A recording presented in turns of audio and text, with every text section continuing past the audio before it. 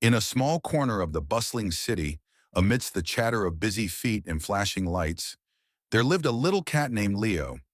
He wasn't like the other cats. His fur was rough, his clothes tattered, and his eyes held stories that no one bothered to listen to. Every day, Leo walked past the grand school gates, watching the other cats rush in with polished shoes, neat backpacks, and laughter in the air.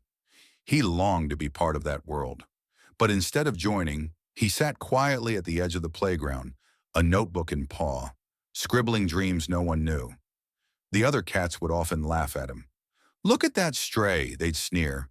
"What's he doing with a book? He can't even afford a proper meal." Leo heard it all. He felt it. But he never let it stop him. Every night after collecting scraps and saving pennies, he'd sit under the streetlight and study discarded school books he found near the bins. Rain or cold couldn't keep him away. His heart was filled not with bitterness, but with fire. The kind of fire only the underestimated can truly understand. One day, an old professor noticed Leo. His eyes lit up as he solved a complex math equation scribbled in the dust. Curious, the professor began talking to him and realized that beneath the dirt and torn shirt was a brilliant, determined young soul. Without a second thought, he offered Leo a chance, a scholarship to attend the very school he once sat outside of. But things didn't get easier. Inside the school, some students mocked him for his second-hand books, his stitched clothes, his silence. Yet Leo pressed on. Every insult was fuel. Every laugh behind his back was a whisper telling him he was still climbing. Slowly, Leo began to shine, not just in his studies, but in kindness. He tutored others, helped teachers clean up, and smiled to those who once ignored him. Over time, even the cruelest bullies saw the light in Leo they could no longer deny. Years passed. Leo, the stray cat from the street, became a professor himself.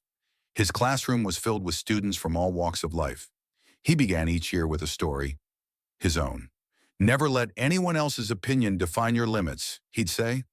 "The world may overlook you, but don't you ever overlook yourself." And somewhere, in the corner of every classroom, a quiet cat with torn sleeves and big dreams would sit up straighter, eyes glowing, believing, for the first time, that maybe, just maybe, they could rise too. But Leo's journey didn't end there.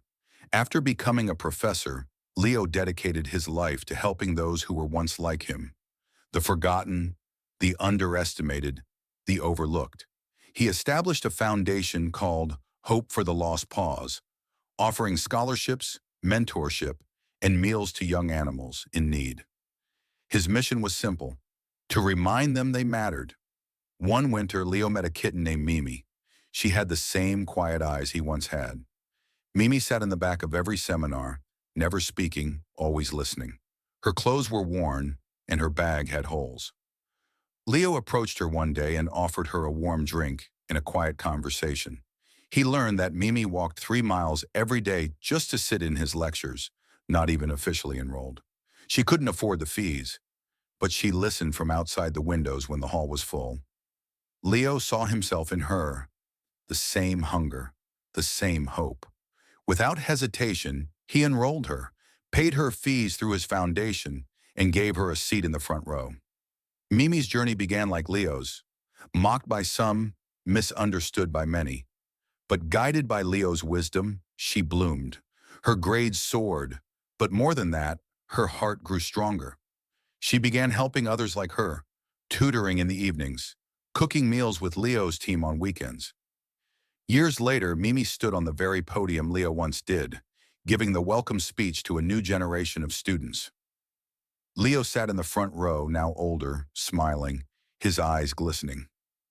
"Once someone believed in me when I didn't believe in myself," Mimi said. "And today I'm standing here not just because of my strength, but because of his light." The hall rose in applause.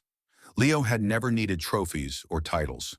The true reward was watching the next generation rise, because he chose not to give up when the world told him he wasn't enough. And just like that, Leo's story became part of countless others. A reminder that greatness often starts with being underestimated.